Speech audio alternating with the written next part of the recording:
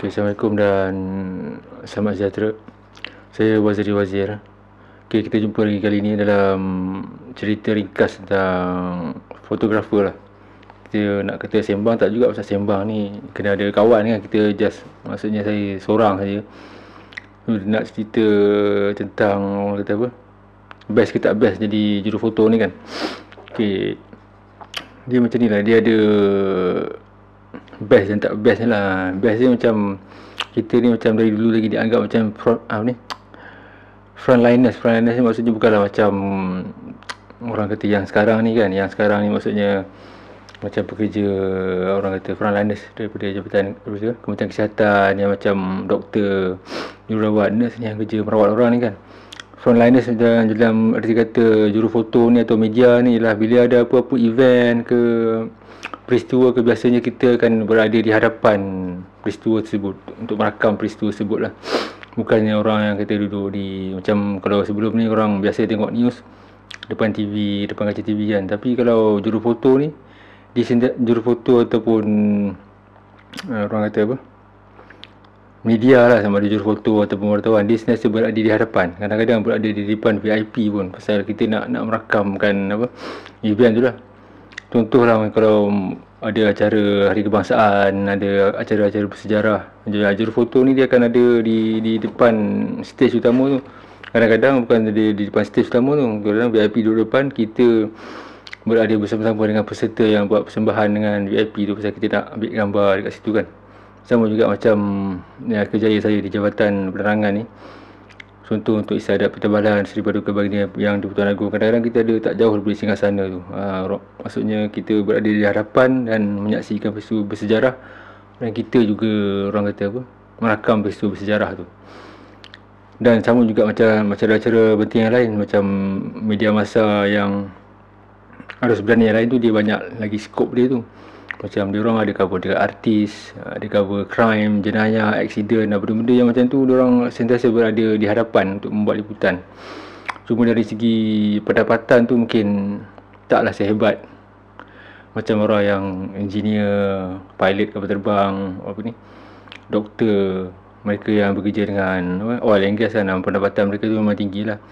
Dan kebanyakan orang yang memilih, orang kata apa, kerjaya sebagai jurufoto ni bukanlah target utama dia untuk mencari kekayaan. Pasal kalau awal lagi dia fikir nak jadi kaya, jurufoto ataupun mereka yang terlibat dalam bidang kewartawanan ni bukanlah orang kata kerjaya yang bagus atau baik untuk mencari, orang kata, harta kekayaan lah. Dia terpulang masing-masing lah kan. Ada orang dia minat bidang tu, macam pelakon juga kan. Bukan semua pelakon yang berjaya kan, walaupun kadang-kadang kita nampak dia ada nama apa semua, kadang kita tengok kehidupan dia pun bukanlah senang sangat kan. Dan itu pilihan masing-masing lah kan. Bukan semua adalah hidup ni orang nak pilih nak jadi kaya, nak kumpul harta banyak-banyak kan. Kalau nak itu tujuan dia, mungkin berniaga lah kan. Pasal berniaga ni kita boleh kontrol kita punya pendapatan ni, dia bukan makan gaji. Lagi kuat kita berusaha, lagi banyaklah gaji kita. Ataupun apa, bukan gaji, maksudnya sumber pendapatan kita. Macam jurufoto ni, sama ada contoh lah macam kerja ni media massa ataupun dengan jabatan kerajaan ni, dia ada gaji tetap dia, dan kalau lebih pun mungkin ada allowance tambahan lah, allowance tambahan perjalanan, overtime kan. Tapi dia kalau sama ada peristiwa yang kita cover tu besar atau kecil, dia tak ada allowance khas masuk kat situ. Kalau hari ni kita cover meeting di jabatan, ataupun media masa yang lain cover, orang kata, meeting kecil-kecil di peringkat pejabat dia, ataupun assignment kecil-kecil kan. Lepas tu dia kena cover assignment yang besar, dia punya pendapatan sama saja. Maksudnya sama tu bukannya bila dia cover assignment yang melibatkan VIP ni, pemimpin negara, dia punya allowance dia tambah sikit. Minggu ni tambah sikit. Minggu depan dia buat kerja sampingan ni, macam ambil human interest, gambar bangunan ke, gambar sekolah ke, gambar longkang tersumbat ke, dia dapat kurang sikit allowance. Dia bukan macam tu. Pendapatan dia boleh kata tetap lah, kecuali allowance khas dalam perjalanan dan lain tu lah. Cuma lupa nak cakap tentang vest ni. Sebenarnya dah lama tak pakai vest ni. Last kali saya pakai rasanya masa Sukan Sukma Negeri Sembilan tahun 2004 di Seremban tu kan, di seluruh Negeri Sembilan lah. Macam sekarang ni kalau tengok orang pakai vest ni dah macam kira level atuk-atuk kan. Pasal dulu masa Sukma tu saya masih lagi pakai kamera Nikon F5, tu pun kamera jabatan lah kan. Sebab masa pakai kamera filem kita boleh simpan roll filem banyak-banyak dalam poket ni, senang. Macam sekarang ni keperluan nak pakai vest ni entahlah, macam boleh lah pakai tapi susah lah saya nak jumpa orang yang pakai best kamera ni kan.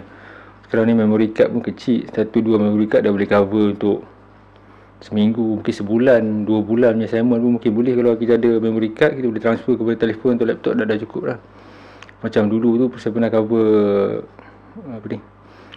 5 di Langkawi tu tahun 2001, tak silap saya minta bos saya 40 roll filem. Nampak macam banyak kan, sebenarnya tak adalah banyak mana pun 40 roll tu, pasal untuk mak ni 5 Langkawi tu lebih kurang seminggu lebih ke 10 hari atau lebih macam tu. Satu roll tu dalam 36 shot je, kalau 40 roll bawa berapa kan.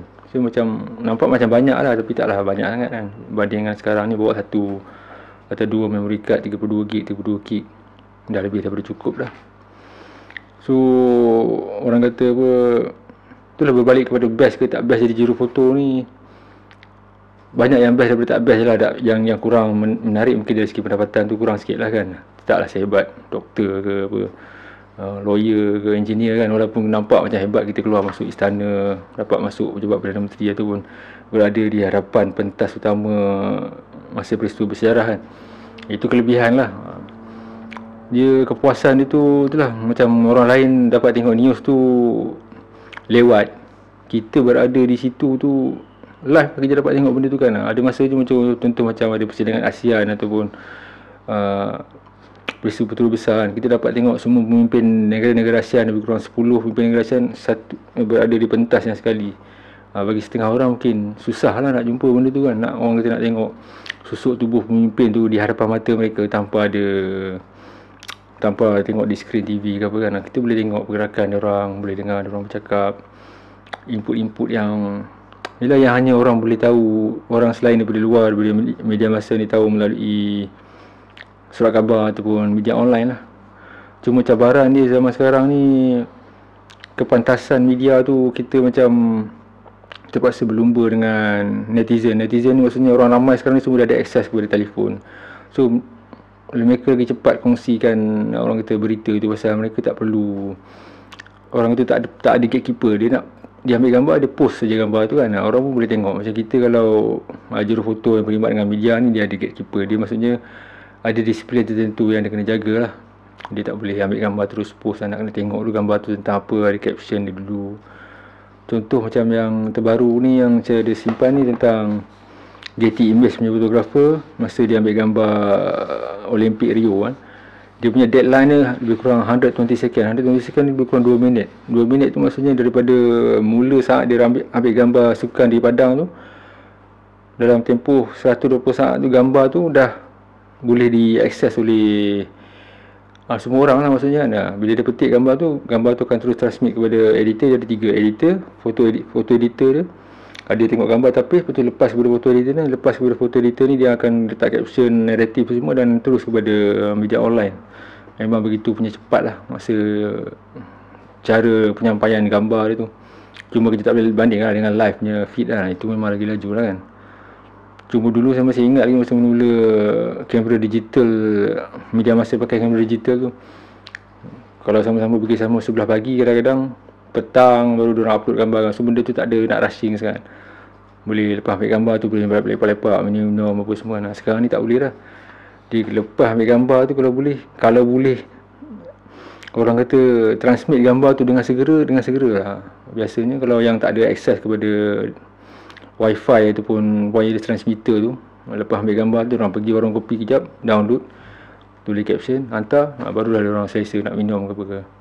Macam dulu tu kalau assignment tu pukul 8, kadang-kadang pukul 4, pukul 5 barulah nampak gambar tu di online kan, pasal benda tu tak ada apa nak rushing. Dan kerja di akhbar je, selain daripada macam jabatan ni, kita tak ada shift lah. Macam kalau di media masa lain tu, diorang mungkin ada shift ataupun ada OC, ketua-ketua foto yang jaga rotation lah. Ada yang pagi, ada yang malam, ada yang standby, mungkin yang awal pagi. Yang pasal news ni sekarang ni, orang kata apa, dalam tempoh 24 jam akan sentiasa saja berlaku news, dan memang akan sentiasa saja orang akan tengok apa saja perkembangan kan. Yang terbaru yang kita tengok baru ni pasal kapal yang sangkut di terusan Suez kan. Orang nak tengok dah lepas ke belum ke, macam mana kan. Ataupun kalau ada terjadi kebakaran tengah-tengah malam, orang nak tengok benda tu. Kita sekarang tak boleh nak anggap orang akan tunggu esok pagi boleh surat khabar tengok, tak. Dia nak tengok benda yang happening tu secara berturutan lah. apa yang akan jadi setiap saat, setiap detik tu. Dia tak macam dulu dah, ambil gambar tengah malam, tak apa, relax, esok pagi baru orang tengok news kan. Sekarang ni orang nak dengan kadar segera lah. Kita boleh anggap macam tak ada orang tidur lah, walaupun orang ni tidur, ada orang ni jaga kan. Dia memang macam cycle tu 24 jam tu memang non-stop lah. Okay, itulah saja nak membebel lah, orang cerita sikit tentang inilah cabaran jurufoto ni lah. Kalau nak sembang ni sampai ke pagi pun boleh kan, tapi nanti saya sembang lagi lah. Ni saya ambil sampel daripada inilah Getty Image ni. How Getty Image Olympic photo shot, edit and send into the world in just 2 minutes. Dalam masa 2 minit saja, gambar daripada lapangan, daripada yelah di padang ke, di orang kata balapan ke, di acara sukan tu, dalam tempoh 2 minit tu gambar yang direkam oleh jurufoto tu dah boleh keluar ke media online. Orang dah boleh tengok dah. Begitu cepatnya, tak cepatnya kerja mereka. Itu tahun 2016 tu. Kalau sekarang ni tengok macam mana kan. Cuma sekarang ni kayak tak boleh lawan live lah kan. Pasal benda-benda macam ni dia masih perlu ada gatekeeper, dia mesti kena ada caption lagi. Macam jurufoto yang di lapangan tu tak boleh lah dia nak shoot, nak tulis caption juga. Dia mesti ada macam orang yang jaga benda tu. Macam yang Getty ni dia ada 3 foto editor dia. Lepas fotografer tu hantar ambil gambar, dia akan masuk server tu pula ada foto editor, tengok gambar ni okey, pas kepada satu editor lagi, dia macam adjust color apa semua, cropping, pas kepada satu editor lagi. Foto editor tu semua ni, foto editor ni ada pengalaman tentang foto lah. Dia bukannya foto editor yang editor macam wartawan yang menulis ni kan. Dia tahu tentang fotografi. Dia tengok gambar tu okey, dia letak story caption sikit, barulah release kepada umum lah untuk di pick up oleh media-media lain lah. Okay, itulah perkongsian ringkas kali ni. Okay, Assalamualaikum, dah sampai jumpa lagi lah.